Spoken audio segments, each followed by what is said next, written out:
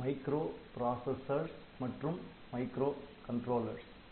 உரை 45 ARM தொடர்ச்சி. ஆக ARM இல் உள்ள முதல் வகை ஆணை தொகுப்புகள் டேட்டா ப்ராசசிங் ஆணைகள் ஆகும். இவை கூட்டல், கழித்தல் மற்றும் பெருக்கல் போன்ற பல எண்கணித செயல்களுக்கு உதவுகின்றன. நாம் கவனிக்க வேண்டிய ஒன்று, வகுத்தல் செயல்பாடு இதில் இல்லை. இது ஒரு குறைபாடு. இதை நீக்க வகுத்தல் அல்காரிதம் நிறுவினால் இதன் கட்டமைப்பு மேலும் சிக்கலாகும். எனவே நாம் அவசியம் வகுத்தல் செயலை செய்தே ஆக வேண்டும் என்றால் அதை மென்பொருள் மூலம் செய்து கொள்ளலாம். ஆனால் பல இடங்களில் அது தேவைப்படாது. கூட்டல், கழித்தல், பெருக்கல் ஆகிய 3 ஆணைகள் இதில் செயல்படுத்தப்படுகிறது. அதிலும் பெருக்கல் மிகுந்த சக்தி வாய்ந்ததாக ஆக்கப்பட்டிருப்பதை நாம் பார்க்கவிருக்கிறோம். இது ஓரளவுக்கு வகுத்தல் இல்லா குறைபாட்டை போக்குகிறது. அடுத்து தர்க்கம் என்னும் லாஜிக்கல் செயல்களை செய்ய பிட்வைஸ் லாஜிக்கல் செயல்பாடுகள் உள்ளன. எல்லா லாஜிக்கல் செயல்பாடுகளும் 2 32 பிட் ஆப்பரேண்டுகளை எடுத்துக்கொண்டு ஒரு 32 பிட் மதிப்பை திருப்பித் தருகின்றன. 32 பிட் ப்ராசசராக இருப்பதால் 32 பிட் டேட்டாக்களே 32 பிட் டேட்டா செயல்படுத்தப்படுகின்றன. கட்டாயம் முதல் ஆப்பரேன்டும் ரிசல்ட்டும் ரெஜிஸ்டர்களாக இருப்பது முக்கியம். எனவேதான் இது ரெஜிஸ்டர் வகை கட்டமைப்புள்ளதாக இருக்கிறது. இரண்டாவது ஆப்பரேண்ட் ஒரு ரெஜிஸ்டர் ஆகவும் இருக்கலாம் அல்லது நேரடி மதிப்பாகவும் இருக்கலாம். அது ரெஜிஸ்டராக இருக்கும் பட்சத்தில் அதை ALU க்கு அனுப்பும் முன்பு நகர்த்தவோ அல்லது சுழற்றவோ முடியும். எனவே முதல் ஆப்பரேண்ட் ஒரு ரெஜிஸ்டர், இரண்டாவது ஆப்பரேண்ட் ஒரு ரெஜிஸ்டர் ஆனால் அதை பொறுத்து மதிப்பும், நேரடி ஆப்பரேண்ட் ஆனால் மதிப்பு நேரடியாகவும் ஆணை செயல்பாட்டுக்கு கிடைக்கப்பெறும்.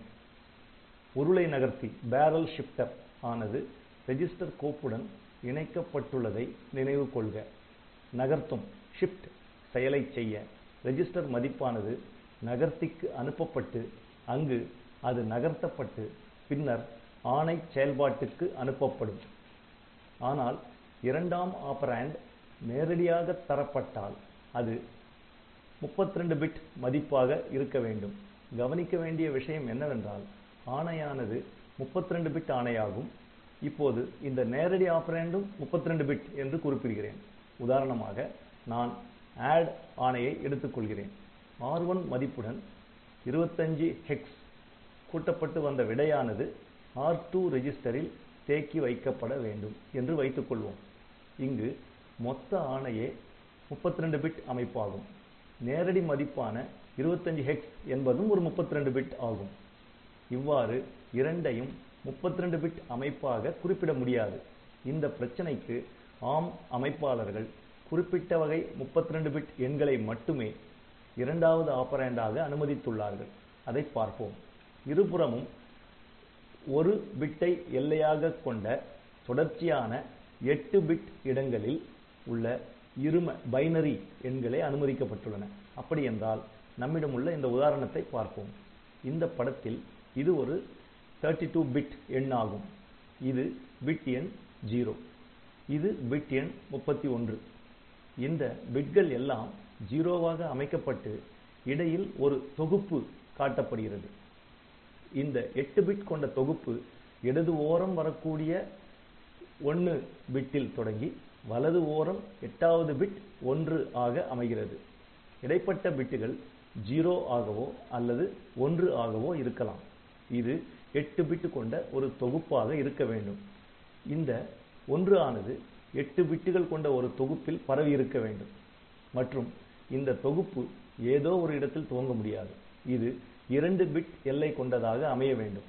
உதாரணமாக 32 பிட் நீள எண்ணில் 0 தொடங்கலாம், 1 தொடங்க முடியாது, 2 தொடங்கலாம்.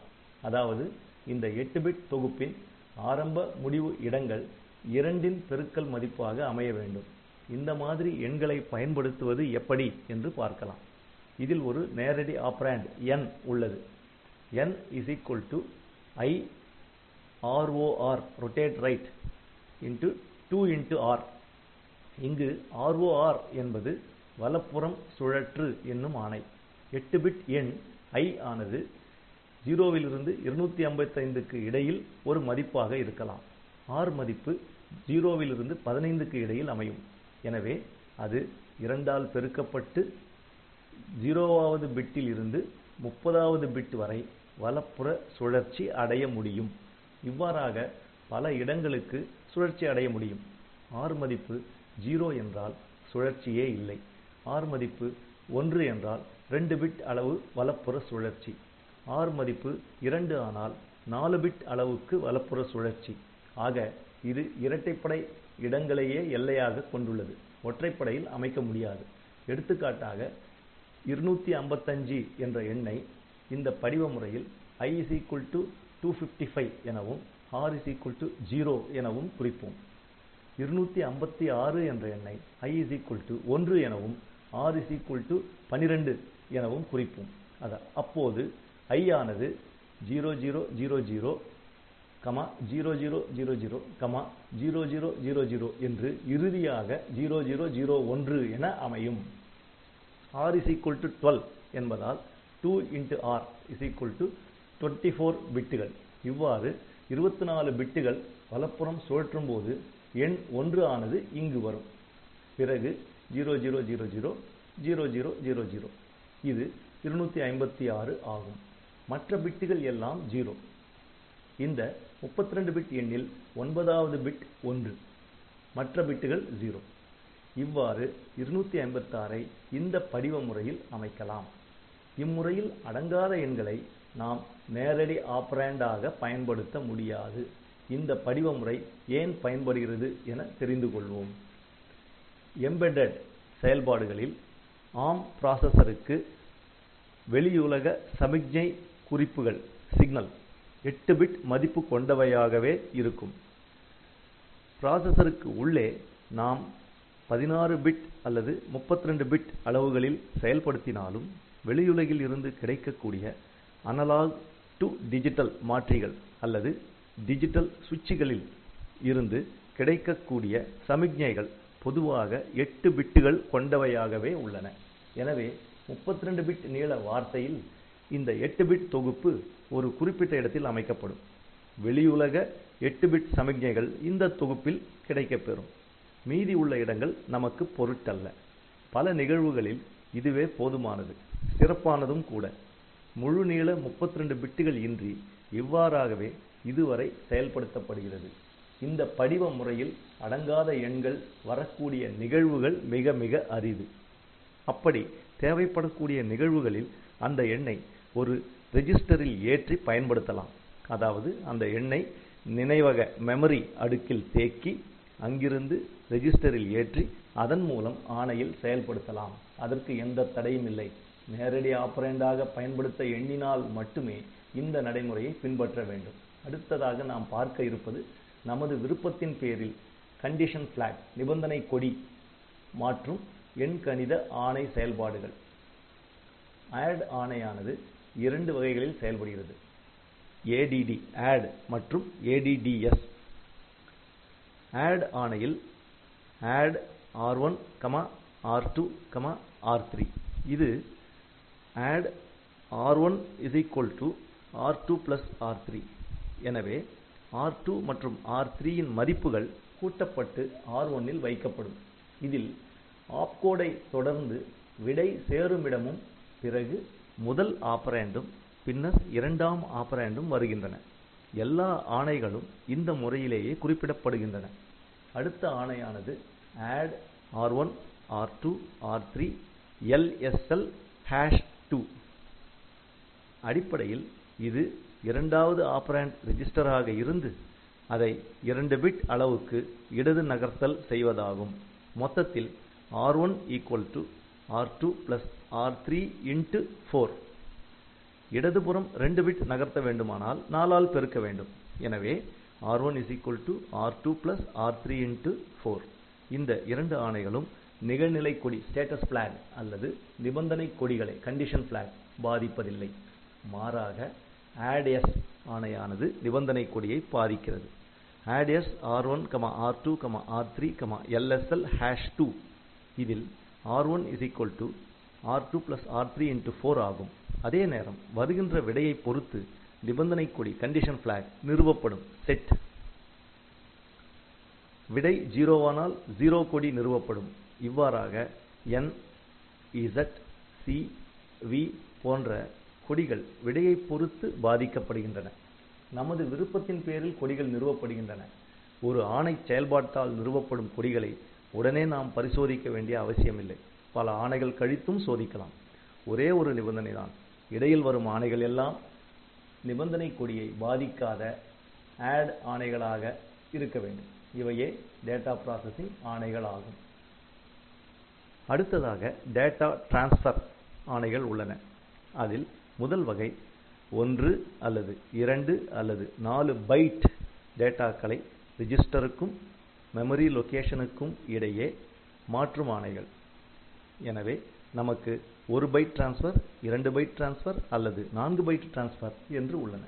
மொத்த வார்த்தை நீளம் 32 பைட். எனவே 4 பைட் டிரான்ஸ்பரும் உள்ளது. நாம் பேஸ் பிளஸ் ஆப்செட் முறையையும் பயன்படுத்தலாம். நாம் முகவரியை தரும்போது ஒரு பேஸ் குறிப்பிட்டு அதை ஆப்செட் செய்வதன் மூலமும் தரலாம். ப்ரீ இண்டெக்ஸ்டு, போஸ்ட் இண்டெக்ஸ்டு முறைகளும் உள்ளன. இந்த ஆப்செட் ஆனது 12 பிட் குறியிடப்படாத நேரடி மதிப்பாகவோ, 12 பிட் அன்சைன்டு இமீடியட் வேல்யூ அல்லது ஒரு நேரடி மதிப்பால் நகர்த்தல் செய்யப்பட்ட register shifted by another immediate value ஆகவோ இருக்கலாம். சில உதாரணங்களை குறிப்பிடுகிறேன். LDR ஆணை ஒரு டேட்டாவை ரெஜிஸ்டருக்கு உள்ளே ஏற்றுவதாகும். Load register. LDR R0, R8 என்றால் R8 ஆல் காட்டப்படும் மெமரி லொகேஷனில் உள்ள டேட்டாவை R0 வில் ஏற்றும். இது இன்டைரக்ட் அட்ரசிங் ஆகும். அடுத்து பேஸ் பிளஸ் ஆப்செட் அட்ரசிங் ஆணை உள்ளது. LDR R0, R1, -R2 இதில் R1 பேஸ் அட்ரஸ், -R2 என்பது ஆப்செட். இந்த உதாரணத்தில் அட்ரஸ் ஆனது R1 R2 ஆகும். இந்த அட்ரஸில் உள்ள டேட்டாவானது R0 ல் ஏற்றப்படும். இந்த ஆப்செட்டை ஒரு ரெஜிஸ்டராக தராமல் நேரடி மதிப்பாகவும் தரலாம். LDR R0, R1#4 எனவே R1+4 என்னும் மெமரி லொகேஷனில் உள்ளது R0 ல் ஏற்றப்படும். அடுத்ததாக போஸ்ட் இன்கிரிமெண்ட் ஆச்சரியக்குறி ஒரு ஆச்சரியக்குறியால் காட்டப்படுகிறது. LDR R0, R1,4 ஆச்சரியக்குறி. இதில் R1+4 என்னும் மெமரி லொகேஷனில் உள்ளது R0 வில் ஏற்றப்படும். கூடவே R1 ன் மதிப்பும் 4 உயர்த்தப்படும். ஆப்செட் அளவுக்கு உயர்த்தப்படும். இது base offset plus post increment ஆகும். LDR R0, R1, #16 என்பதில் R1 ல் காட்டப்படும் மெமரி லொகேஷனில் உள்ளது R0 ல் ஏற்றப்படும். பின்னர் R1 மதிப்பு 16 உயர்த்தப்படும். இவ்வாறு பலவகையான LDR ஆணைகள் ARM ப்ராசசரில் உள்ளன. அடுத்தபடியாக நாம் STR ஆணைகளை பார்ப்போம். Store register. LDR க்கும் STR க்கும் உள்ள வேறுபாடுகள் இவைதான். LDR என்பது ரெஜிஸ்டருக்குள் ஒரு வார்த்தை ஏற்றுவது. STR என்பது ரெஜிஸ்டரிலிருந்து ஒரு மெமரி லொகேஷனுக்குள் ஸ்டோர் செய்வது. ஒன்றுக்கொன்று நேரெதிர் செயல்பாடுதான். இதிலும் LDRH பாதி வார்த்தை ஏற்றுவது, STRH பாதி வார்த்தை ஸ்டோர் செய்வது. LDRSH குறியிட்ட பாதி வார்த்தை ஏற்றுவது, STRSH குறியிட்ட பாதி வார்த்தை ஸ்டோர் செய்வது. LDRB 1 பைட் ஏற்றுவது, STRB 1 பைட் ஸ்டோர் செய்வது. LDRSB குறியிட்ட 1 பைட் ஏற்றுவது, STRSB குறியிட்ட 1 பைட் ஸ்டோர் செய்வது என பல வகையான லோட் மற்றும் ஸ்டோர் ஆணைகள் உள்ளன. இந்த படம் பிக் என்டியன் மற்றும் லிட்டில் என்டியன் ஆகியவற்றின் வேறுபாட்டை விளக்குகிறது. நம்மிடம் R0 என்று ஒரு 32 பிட் ரெஜிஸ்டர் உள்ளது எனக் கொள்வோம்.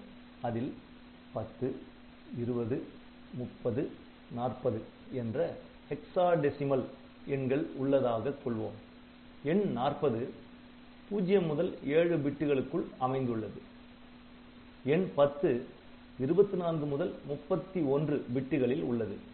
இதில் பெருமதிப்புள்ள பைட் ரெஜிஸ்டரின் பெருமதிப்புள்ள 24 முதல் 31 பிட்டுகள் பகுதியில் உள்ளது. சிறுமதிப்புள்ள பைட் ரெஜிஸ்டரின் சிறுமதிப்புள்ள 0 முதல் 7 பிட்டுகள் பகுதியில் உள்ளது. STR R0/R1 ஆணையை செயல்படுத்தும் போது R1 ன் மதிப்பு 0x200 என்ற 32 பிட் லொகேஷன். பிக் என்டியன் முறையில் பெருமதிப்புள்ள பைட் 10 ஆனது சிறுமதிப்புள்ள மெமரி லொகேஷனுக்கு 0 முதல் 7 பிட்டுகள் செல்கிறது. அடுத்து பைட் 20 செல்கிறது. இவ்வாறாக முடிவில் சிறுமதிப்புள்ள பைட் 40 ஆனது பெருமதிப்புள்ள மெமரி பகுதிக்கு வருகிறது. நமது மெமரியானது 8 பிட் வார்த்தைகளாக அமைக்கப்பட்டிருந்தால் இது 0 to 7 பிட்டுகள் சிறுமதிப்பு அட்ரஸ்.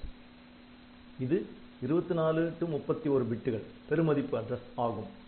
இவ்வாறாக சிறுமதிப்புள்ள பைட் ஆனது பெருமதிப்புள்ள அட்ரஸ் பகுதிக்கு செல்கிறது.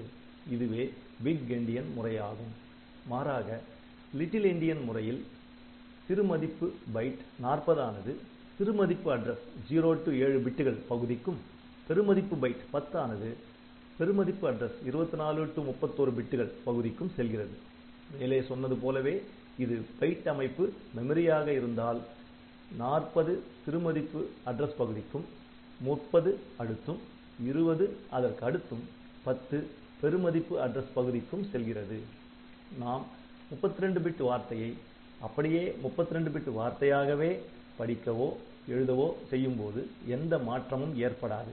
ஆனால் 32 பிட் வார்த்தைகளை பைட் 8 பிட் முறையில் லோடு செய்யும் போது கவனிக்க வேண்டும். LDRB R2/R1 என்பதில் R1 ஆல் காட்டப்படும் மெமரி லொகேஷனில் உள்ள மதிப்பை R2 வில் ஏற்றுவதாகும். பிக் என்டியன் முறையில் R1 முதலில் காட்டுவது 10. எனவே 10 R2 வில் இங்கு ஏற்றப்படும். லிட்டில் என்டியன் முறையில் R1 காட்டுவது 40. எனவே முதலில் 40 R2 வில் ஏற்றப்படும். வேறுபாடு இந்த இடத்தில் தான் வருகிறது. மாறாக வார்த்தைகளை வேர்ட் அப்படியே வார்த்தையாகவே வேர்டாகவே செயல்படுத்தும் போது எந்த வித்தியாசமும் ஏற்படாது. அடுத்து நாம் டேட்டாவை ரெஜிஸ்டர்களின் ஒரு தொகுப்பாய் இடமாற்றம் செய்யும் ஆணைகளை பார்ப்போம். அவை load store multiple LDM STM எனப்படும் ஆணைகள் ஆகும். 8086 ப்ராசசரில் நான் கூறிய MOV ஆணைகளின் ஒரு வகையே இந்த LDM மற்றும் STM ஆணைகள். ஆக நீங்கள் 1 முதல் 16 ரெஜிஸ்டர்களை ஒரு தொகுப்பாய் மெமரியில் இருந்து வெளியேயும் அல்லது மெமரிக்கு உள்ளேயும் இடமாற்றம் செய்ய முடியும். ஒரு உதாரணத்தை பார்த்துவிட்டு மீண்டும் இதற்கு வருகிறேன். சில டேட்டாவை நான் இடமாற்றம் செய்ய வேண்டும் என எண்ணுவோம். இந்த LDMIA R12 R0 to R11 ஆனது 48 பைட் டேட்டாவை இடமாற்றம் செய்யும். ஏனென்றால் R12 ஆனது ரெஜிஸ்டர் தொகுப்பில் சோர்ஸ் டேட்டாவை ஆரம்பிக்கும் இடத்தை காட்டிக் கொண்டிருக்கிறது. இது 48 பைட்டுகளாக R0 முதல் R11 வரை ரெஜிஸ்டர்களில் ஏற்றப்படும். அடுத்து STMIA ஆணை. இது ரெஜிஸ்டர் R13 காட்டும் இடத்தைக் கொண்டு மதிப்புகளை ஸ்டோர் செய்யும். இந்த முறையில் நாம் பெரிய அளவு தொகுப்புகளை CPU ரெஜிஸ்டர்களுக்கும் மெமரிக்கும் இடையே இடமாற்றம் செய்யலாம். இடமாற்றம் செய்யப்படும் ரெஜிஸ்டர்களானது ஏற்கனவே உள்ள ரெஜிஸ்டர்களின் ஒரு பிரிவாக இருக்கலாம் அல்லது சிறப்புரிமை முறையில் பயனாளர் குறிப்பிடும் ரெஜிஸ்டர்களாக இருக்கலாம். பேஸ் ரெஜிஸ்டரை ஆட்டோ இன்கிரிமெண்ட் தானாக அதிகரித்தல் அல்லது ஆட்டோ டிக்ரிமெண்ட் தானாக குறைத்தல் போன்ற வகைகளிலும் பயன்படுத்தலாம்.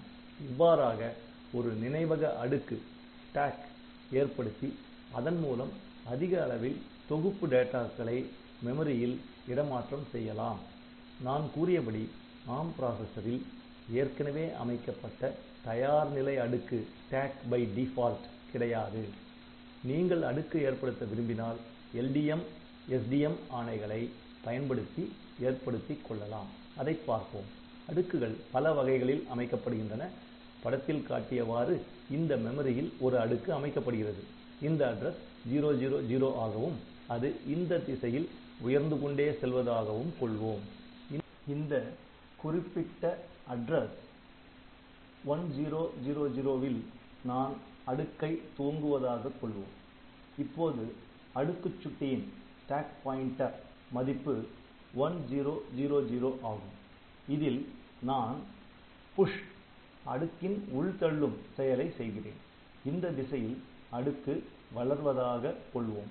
இப்போது முதல் புஷ் நிகழ்ந்த பிறகு அடுக்குச் சுட்டியின் மதிப்பு 999 ஆகிறது. இரண்டாவது புஷ் நிகழ்ந்த பிறகு 998 ஆகிறது. இவ்வாறாக அது சிறும அட்ரஸை நோக்கி செல்கிறது. அதேபோல அடுக்கானது பெரும அட்ரஸை நோக்கியும் வளரலாம்.